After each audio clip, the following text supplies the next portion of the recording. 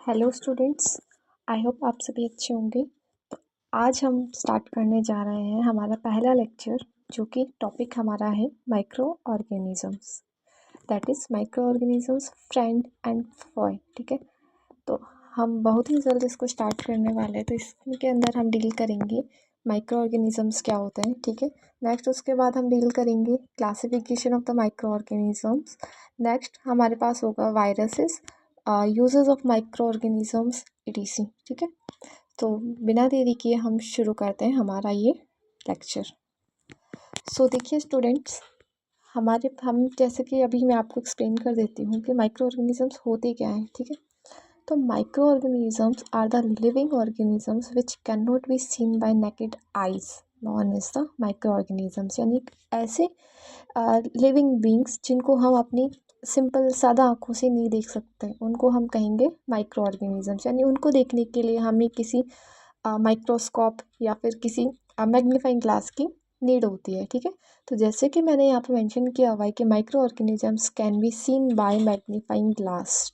Okay, तो देखो micro organisms को यदि हमको देखना है तो हम किसकी हेल्प से देखेंगे? मैग्नीफाइंग ग्लास की हेल्प से या फिर माइक्रोस्कोप की हेल्प से।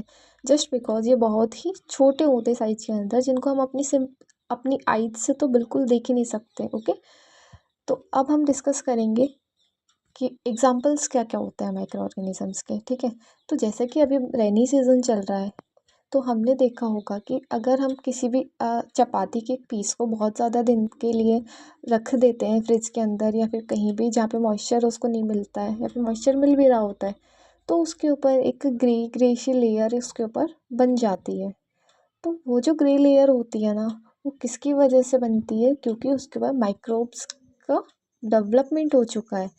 तो एक एग्जांपल मैंने यहाँ पे मेंशन किया हुआ है कि greyish surface of bread during rainy season. वही जो मैंने अभी आपको बताया है कि ब्रेड के ऊपर एक ग्रे ग्रे सी जो सरफेस आ जाती है। हमने बारिश के टाइम पे देखा ही है कि ब्रेड को अगर हम लाइक क्लोज करके रख देते हैं तो वो ख़राब हो जाती है। तो वो ख़राब किन की वजह से होती है? माइक्रो ऑर्गेनिजम्स की वजह से। तो एक बार फिर हम इसको रिकॉल कर लेते हैं कि the living organisms which can not be seen by naked eyes are known as the micro organisms. Okay, micro organisms can be seen by magnifying glass and example हमारे पास है grey surface of bread during rainy season. So अब हम बढ़ते हैं next slide की ओर।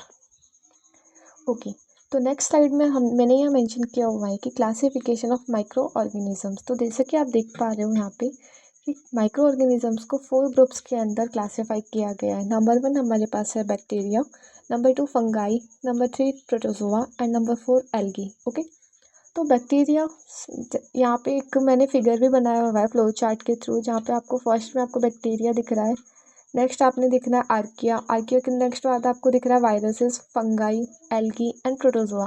अब इनमें से आपने बहुत सी चीज़ें तो शायद देख रखी है, जैसे आपने फंगाई देखी होगी।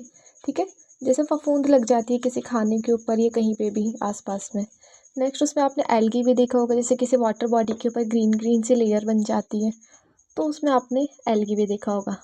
उसके बाद में आपने कुछ बैक्टीरियाज के नाम तो सुने हैं लेकिन उनको देखे नहीं है, राइट। नेक्स्ट अब हमारे पास होते हैं वायरसेस, और वायरसेस एक बहुत छोटी छोटी स्ट्रक्चर्स होती है, लेकिन यहाँ पे जो भी bacteria, protozoa, algae, fungi, virus ये सब होते हैं, नहीं सभी बहुत छोटे होते हैं। ठीक है, तो अभी हमने क्या देखा है? माइक्रो ऑर्गेनिज्म को क्लासीफाई किया है 4 ग्रुप्स के अंदर, bacteria, fungi, protozoa and algae. तो आई होप ये चीज़ आपको अंडरस्टैंड हुई होगी। तो बढ़ते हैं नेक्स्ट स्लाइड की तरफ। ओके, तो अभी हमने थोड़ी देर पहले वायरस को डिस्कस किया था। तो अब देखो वायरस क्या होता है, थोड़ा सा अंडरस्टैंड करना। थोड़ा सा मैं आपको 1-2 साल पीछे लेके चलती हूँ। हमने थोड़ी टाइम पहले देखा था कोविड-19। कोविड-19 क्या था? कोविड-19 एक वायरस था। ठीक है, अब वो वायरस क्या था? हमारे टच के थ्रू फैलता था। ठीक है, हम किसी के पर्सन के कांटेक्ट में आते थे तो वो फैलता था। ओके, तो अब सिंपल वर्ड्स में आपको समझा देती हूँ कि जो वायरस होते हैं ना, वायरस में बहुत छोटे छोटे लिविंग ऑर्गेनिजम्स होते हैं, लेकिन वो लिविंग तभी होंगे जब वो हमारी बॉडी के अंदर एंटर करेंगे, किसी एनिमल की बॉडी के अंदर एंटर करेंगे। ओके, नेक्स्ट, अगर वो किसी बॉडी के बाहर है, होस्ट सेल के बाहर है, तो वो नॉन लिविंग रहेगा, तब तक वो आपको नुकसान नहीं पहुंचाएगा। लेकिन जैसे ही वो हमारी बॉडी के अंदर एंटर कर जाएगा तो वो आपको नुकसान पहुंचा देगा। ठीक है, तो अब हम स्टार्ट करते हैं वायरसेस क्या होते हैं। तो देखिए viruses, they are also microscopic organisms, ये भी माइक्रोस्कोपिक ऑर्गेनिजम्स होते हैं। They reproduce inside the host cell, ये रिप्रोड्यूस कहाँ करेंगे, अपने नंबर को कहाँ पे इंक्रीमेंट करेंगे, होस्ट सेल के अंदर। जैसे अभी मैंने आपको एग्जांपल दिया था कि कोविड-19 कैसे फैला था, हमारी बॉडी के अंदर एंटर हुआ, फिर हम किसी दूसरे पर्सन के कांटेक्ट में आए, ठीक है। तो वो कांटेक्ट में आने से वो कोविड-19 क्या हुआ, एक पर्सन से दूसरे पर्सन से दूसरे पर्सन से तीसरे पर्सन, एक चेन की तरह वो फैलता गया, ठीक है। तो इस तरह से वो रिप्रोड्यूस हुआ। लेकिन हमें क्या कहा था, 2 गज दूरी मास्क ज़रूरी, तो यानी 2 गज दूरी रखेंगे और मास्क रखेंगे तो वो स्प्रेड नहीं कर पाएगा, राइट। ओके, तो अब हम देखते हैं कि वायरसेस से कौन से डिजीज़ होते हैं। प्रोटोजोआ से डिजीज़ होते हैं और कुछ डिजीज़ हमारे पास होते हैं बैक्टीरिया से। तो पहला हमारे पास है disease caused by virus.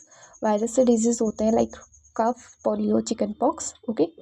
And next है disease caused by protozoa. So protozoa से हमारे पास डिजीज़ होता है डायजेंट्री एंड मलेरिया। तो अगर मैं आपको प्रोटोजोआ शॉर्ट वर्ड में समझाऊँ तो जो मॉस्किटो से जो बीमारी हो रही है हमारे को, जैसे मलेरिया है, ठीक है, तो वो किससे होगा, प्रोटोजोआ से, ठीक है। वायरसेस में आप एक चीज़ और ऐड कर सकते हो, अभी थोड़ी देर पहले एग्जांपल दिया था कोविड-19 रिसेंटली, ठीक है। Disease caused by bacteria, bacteria के अंदर हम यहाँ ऐड करेंगे टाइफाइड एंड ट्यूबरकुलोसिस। अब हमारे पास एक क्वेश्चन है, where do micro organisms live, micro organisms कहाँ रहते हैं। तो देखो, ये आपको हर जगह देखने को मिलेंगे, ठीक है।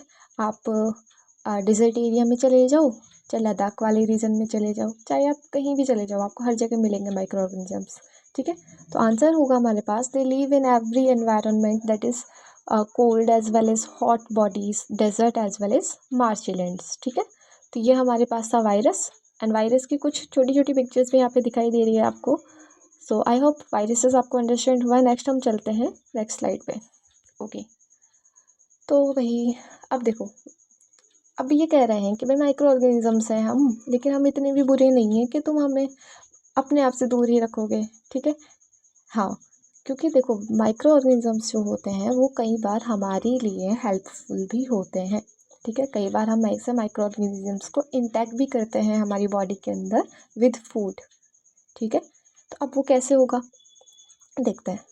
तो देखो, जो बेनिफिशियल माइक्रो ऑर्गेनिजम्स होते हैं, जो फ्रेंडली माइक्रो ऑर्गेनिजम्स होते हैं, वो हमें हार्म नहीं करते, वो हमारे लिए बैड नहीं होते हैं। कैसे, देखो, हमारे पास फर्स्ट पॉइंट है, used in the preparation of curd, bread and cake. तो आज के टाइम पे हम जो कर्ड खाते हैं उसको, इसकी मैन्युफैक्चरिंग के लिए किसका इस्तेमाल किया जाता है, एक माइक्रो ऑर्गेनिज्म का। और वो माइक्रो ऑर्गेनिज्म में एक बैक्टीरिया आता है जो कौन सा है, लैक्टोबैसिलस, ओके। और उसके साथ में ब्रेड एंड केक, इनके अंदर भी यीस्ट और ये सब उनमें ऐड किया जाता है, ओके। नेक्स्ट है हमारे पास for cleaning up the environment, environment को क्लीन अप करने के लिए। नंबर 3 है प्रिपरेशन ऑफ मेडिसिन, बहुत सारी ऐसी मेडिसिन है जो माइक्रो ऑर्गेनिजम्स से बनाई जाती है। जैसे एक मैं एग्जांपल दूँ पेनिसिलिन का, ठीक है। तो पेनिसिलियम नाम की एक जो फंगाई है उससे बनाते हैं, ठीक है। नंबर 4 है हमारे पास है to increase the soil fertility. तो सॉइल फर्टिलिटी अगर आपने लाइक 6-7 क्लास में भी आपने पढ़ा होगा कि जो लेग्यूम प्लांट्स होते हैं उनकी रूट्स के अंदर एक बैक्टीरिया पाया जाता है, ओके। आई होप आपको उसका नाम याद होगा, तो उसका नाम, एक काम करना, आप एक बार मुझे कमेंट सेक्शन में प्रोवाइड करना, लेकिन ठीक है। और उसके नाम के बारे में हम डिस्कस करेंगे कि वो कौन सा बैक्टीरिया है जो लेग्यूम प्लांट्स की रूट्स में पाया जाता है, ठीक है। तो लेग्यूम प्लांट्स के रूट्स में जो बैक्टीरिया पाया जाता है उसको हम डिस्कस करेंगे नेक्स्ट वीडियो के अंदर। तो बढ़ते हैं अब हम नेक्स्ट स्लाइड में। सो स्टूडेंट्स, अब हमारे पास है uses of micro organisms. Micro organisms के यूज़ क्या होते हैं, ठीक है। तो पहला है हमारे पास commercial use of micro organisms, that is कि वाइड लेवल पे हम माइक्रो ऑर्गेनिजम्स का लाइक प्रिपरेशन करते हैं। कमर्शियल यूज़ क्या हो सकता है, ठीक है। तो पहला है हमारे पास production of alcohol, wine, acetic acid. Alcohol बनाना है हमको, वाइन बनाना है, एसिटिक एसिड बनाना है, तो हम किसका यूज़ करेंगे, यीस्ट का, ठीक है। नेक्स्ट हमारे पास मेडिसिनल यूज़। मेडिसिनल यूज़ के अंदर क्या करेंगे हम, जैसे दवाइयाँ बनाना, ठीक है, एंटीबायोटिक्स बनाना।